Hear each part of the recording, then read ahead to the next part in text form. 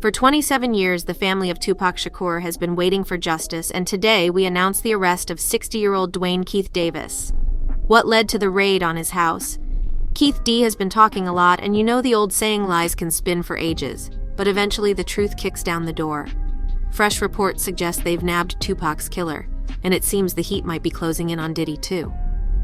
The murder of Tupac Shakur, an unsolved mystery for over 2 decades, may finally be unraveling. Las Vegas detectives arrested Dwayne Keith D. Davis, a 60-year-old gang leader. Mopremi Shakur, Tupac's stepbrother, called it bittersweet, hinting they've known about Keith D's involvement for years.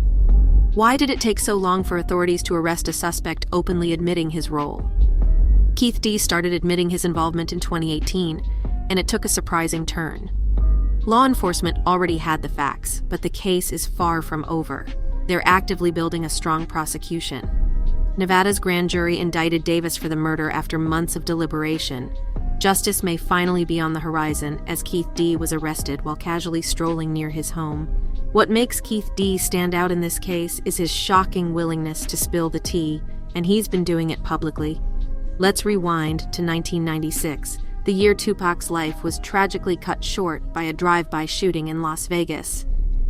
Astonishingly, Keith D openly admitted to being at the scene of the crime. He even confessed to passing the murder weapon to another gang member. Fast forward to 2019, and Keith D decided to pen a tell-all memoir titled Compton Street Legend. In this explosive literary piece, he spilled the beans, claiming he'd been cruising in the same Cadillac involved in the shooting. He even asserted that he informed authorities about his involvement in 2010 during a super-secret meeting with federal and local law enforcement.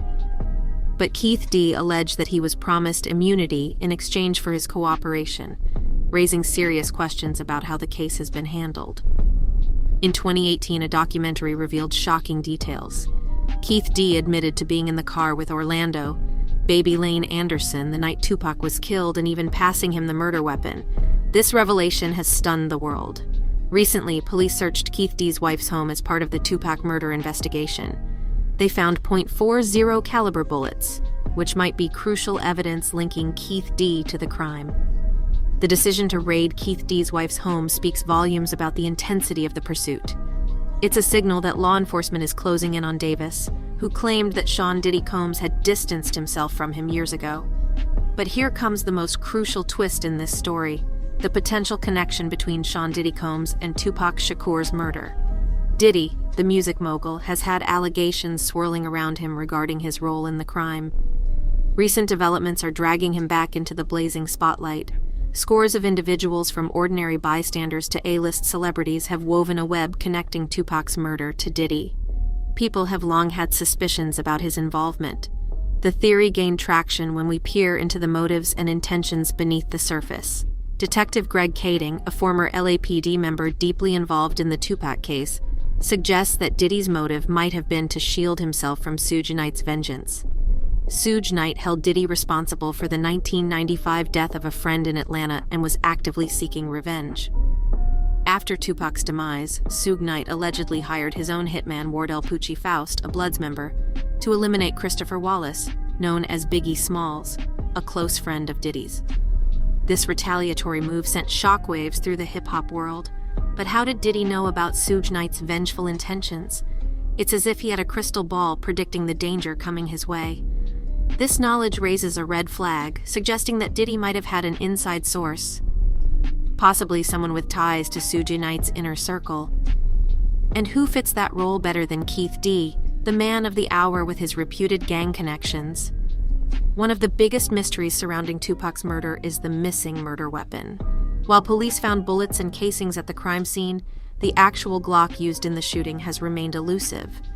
In 1998, a .40 caliber gun turned up in a Compton garden, sparking rumors it could be the murder weapon, but ballistic tests quickly ruled it out, as the markings didn't match those found on the bullets at the crime scene. In a documentary called Who Tupac, Keith D made a revelation that sent shockwaves. He claimed the murder weapon mysteriously disappeared on the night of the crime. Detective Kading emphasized that without the murder weapon, any connections between found bullets and the murder would be circumstantial at best. The vanishing gun has created a major roadblock in the investigation, making it challenging to establish concrete evidence. Former heavyweight champ Mike Tyson recently revealed a surprising link between Diddy and Tupac's death. Tyson's close friendship with Tupac began when they met at a nightclub. Tyson shared a story about welcoming Tupac to a party. This bond influenced Tyson profoundly, and he discussed how Tupac's legacy endures. Tyson also disclosed that he initiated their friendship and recalled Tupac visiting him in jail, highlighting their deep connection. Throughout the interview, Tyson casually dropped names of other A-list celebrities who had visited him during his challenging times, including Whitney Houston and more. The love and support he received from these stars were truly heartwarming.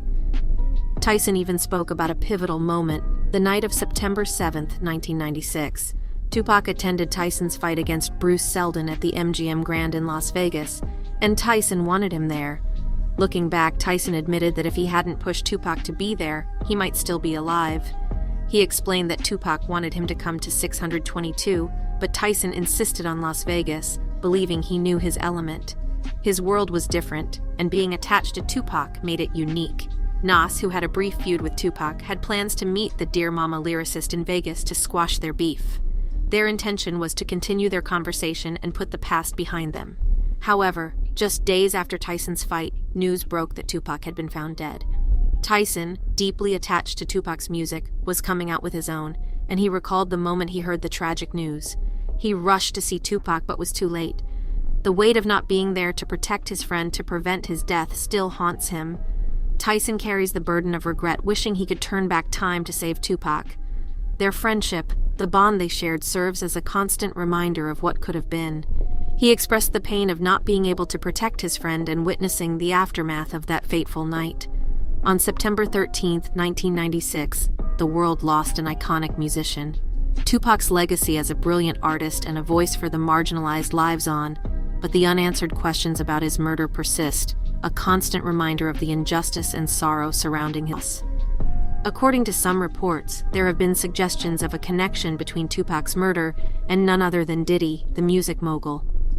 The intrigue escalated when Biggie's murder case was reopened in 2006 at the request of his mother, Valletta Wallace. Crips member Keffe D to orchestrate the assassination. Initially, Keffe D intended to carry out the hit, but last-minute changes led to his nephew, Orlando "Baby Lane" Anderson, being the one to pull the trigger. Hours before the shooting, Baby Lane had a physical altercation with Tupac at a Las Vegas casino, setting the stage for the tragic events that followed. Remarkably, there are claims that Biggie Smalls' former wife, Faith Evans, was aware of Diddy's alleged plot to kill Tupac.